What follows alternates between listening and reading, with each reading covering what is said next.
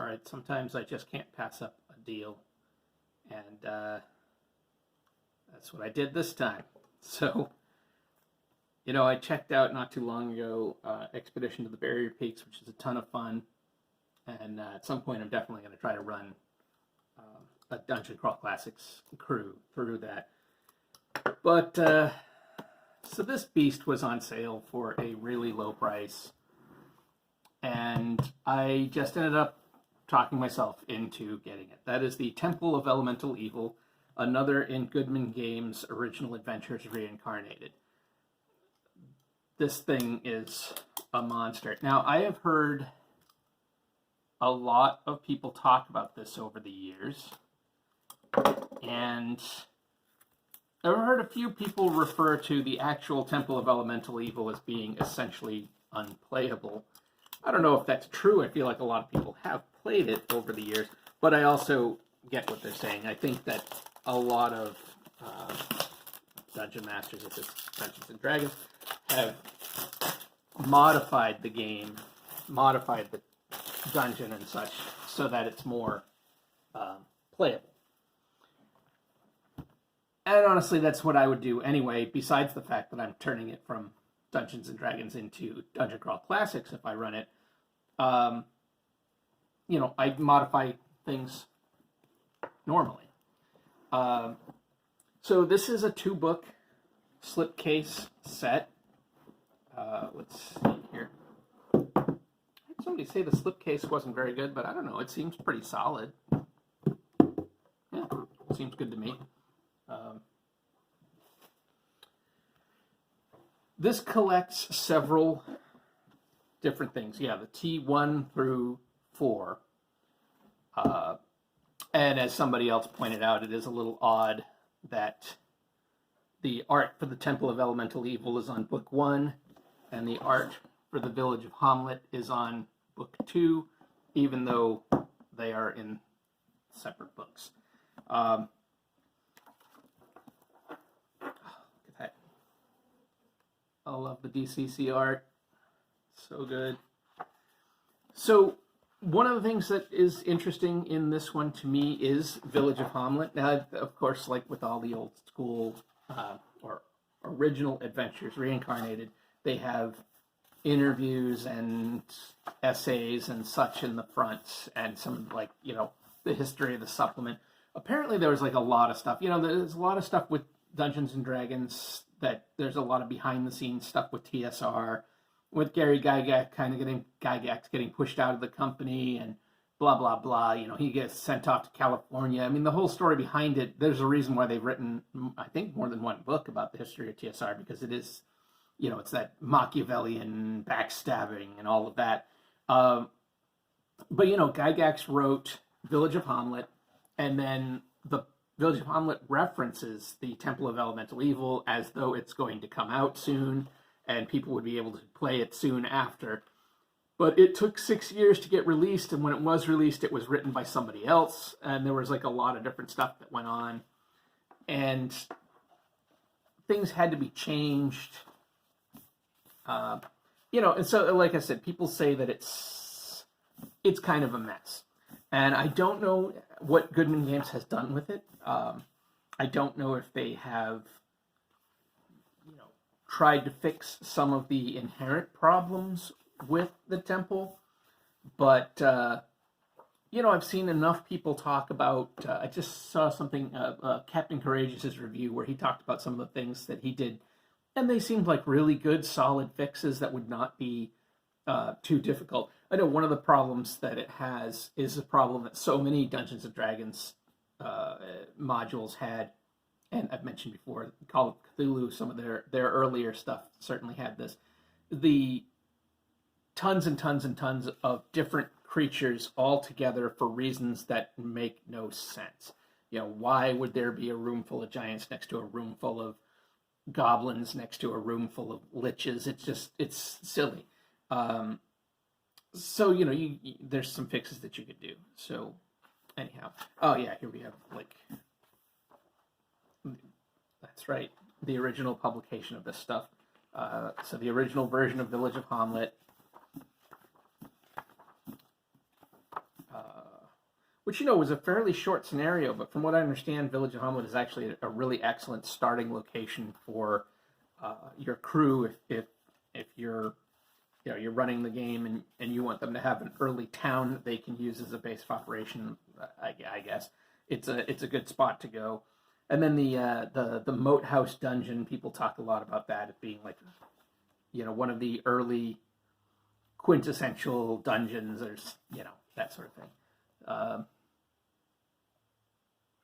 I guess this must be, oh, that's the original. Oh, that's right. There's actually, let me get this out of here. Flip out maps. Yeah, there's actually a fold out map here of the village. Okay, cool. I love that TCC art.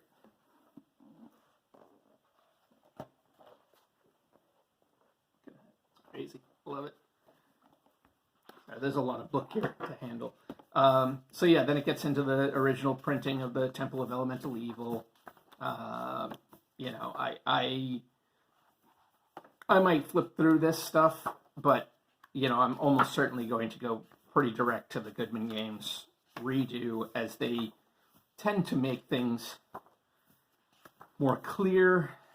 I like the modern layout better.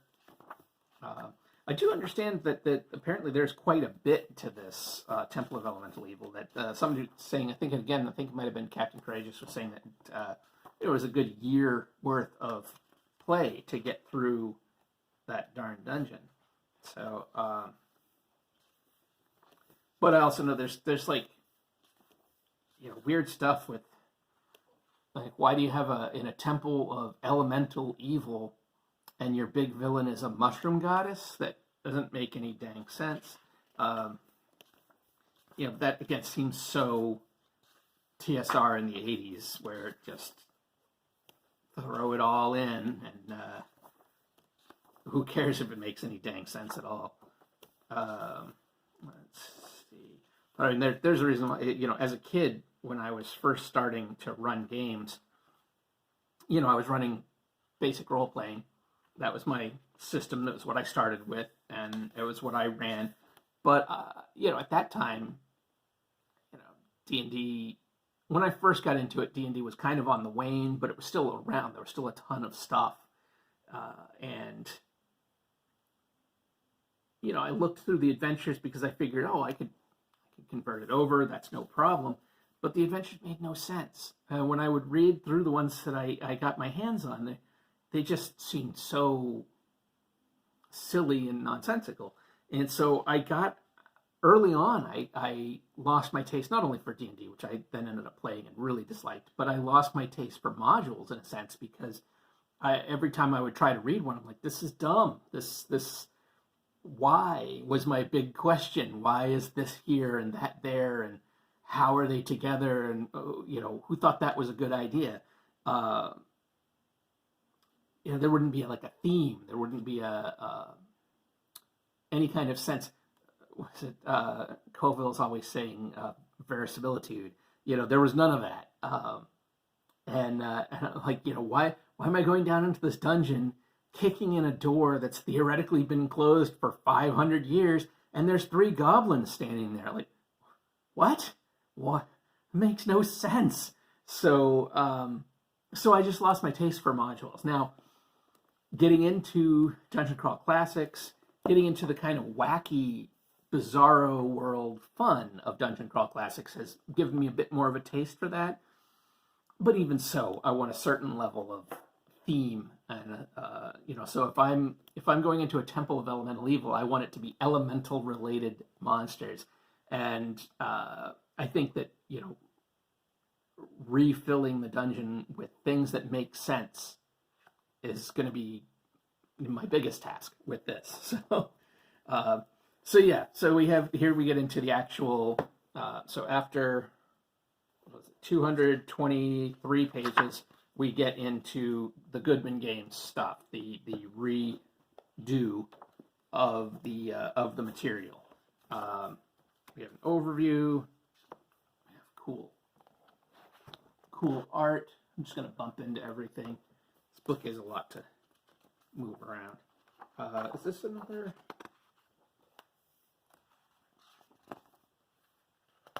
No, just the pages are thick. I thought there was another fold-out map. But... So then we get into the village of Hamlet. You know, and I'm not sure how fleshed out the village is. We'll find out. These pages are very thick. I don't know, that felt like there's something there. Here it is. Here it is. We have this map, which is nice.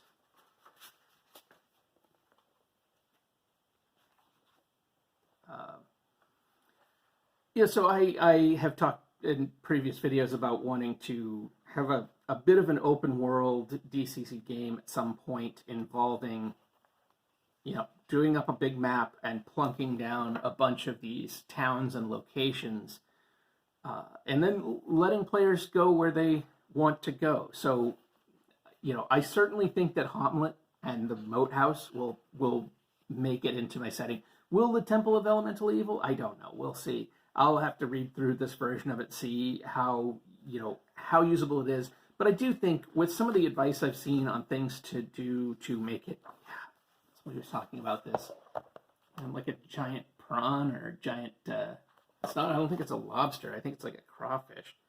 But some of the advice I've seen on what to do to make it work a little better, you know, seems like good, solid advice.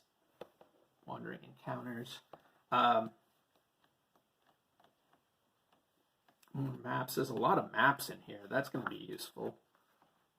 Let's see. Oh my goodness. There's just so much material. And I think somebody mentioned it was a little odd. Yeah, that the temple, the reprint or the redo for the Temple of Elemental Evil actually does start in the first book. It's not all contained in the second. It starts here. And I think maybe this might be the first level or something like that that's covered in here. And then we go into maps and all that sort of thing. I think, again, the Call of Cthulhu player in me, I do wish that fantasy games had more in the way of handouts. And I know that they have some, and you have some like Expedition of the Barrier Peaks. Most of the handouts or whatever in this are just pictures of the things you see. But I mean handouts like, I want like letters and, you know, the art scrawled on the wall and, you know, any of that kind of stuff. So, you know, we'll see. I'll start making my own. So then, yeah, we go into this, and this whole book, I think, is the rest of the Temple of Elemental Evil. Oh, it's got 5th edition versions of some monsters.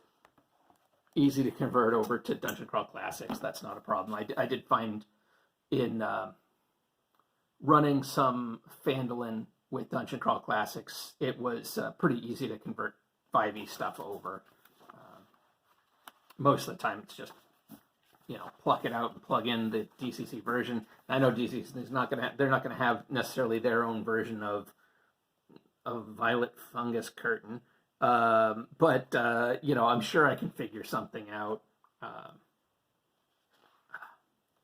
Cool critter art. I love it. I love it. So yeah, we've got maps. You know, and I'll take a look through. I don't know if they've changed what the monsters are, so I don't know if the monsters are actually on theme now or if they're as wacky and nonsensical as they were in the original version. I'm just going to skim big chunks, but man, it's got plenty of this great Goodman Games art throughout. I love it. Like I don't know, it feels like the kind of thing you'd have any illustrations in your notebook in history class in high school or something. And that's what I spent most of my time doing, was doodling in the margins of my notebook, and this is the kind of stuff I would have been drawing. Maps. You know, and I think the thing with these old dungeons, you know, they are meant to be like gone back to, and you go in and clear out an area and then return to the town, heal up, resupply and then come back in. So, you know, that's a whole other thing. It's like it's a different style of gaming. And then of course, you know, if you're really with it as a GM, the dungeon won't be quite the same when they come back because, you know, they've cleared out an area and now something else is going to fill that little gap in the food chain, you know, or they've taken out one faction and now there's room for the other factions to fill in. So,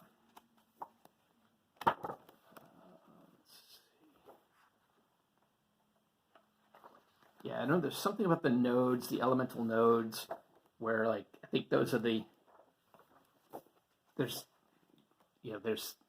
cults or something on each level, but then their actual patron deity or demon or whatever elemental thing, they're off in these little pocket universes that you can teleport to or something.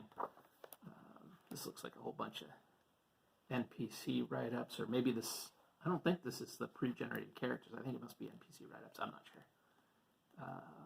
There's a lot of them. So, colorful cast. And then, yeah, we've got monsters. Oh, these guys. Creepy.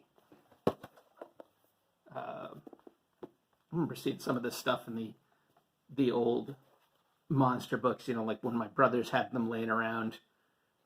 See some of the old D&D art was really good, but just very evocative, very creepy. Yeah.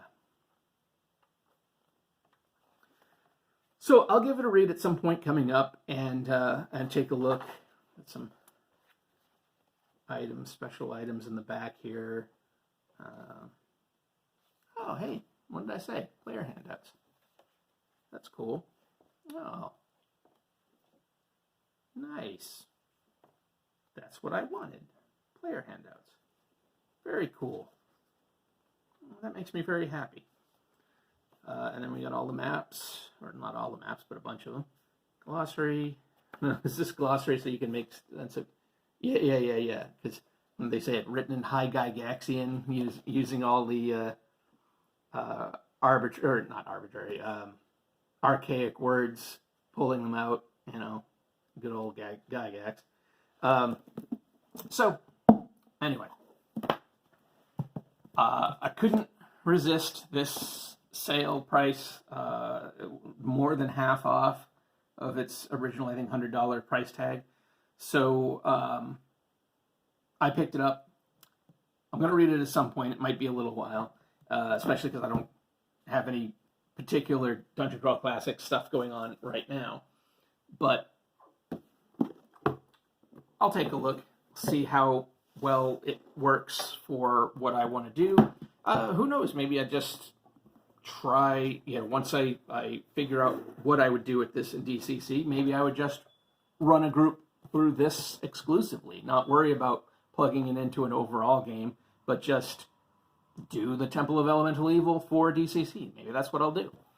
I don't know. It'll take time to read through that, and it's not next on my list. It was sort of a sudden thing when it popped up on that sale that I grabbed it, and there it is. So that's it for today. Yeah, check out some of my other videos, I guess, and take care.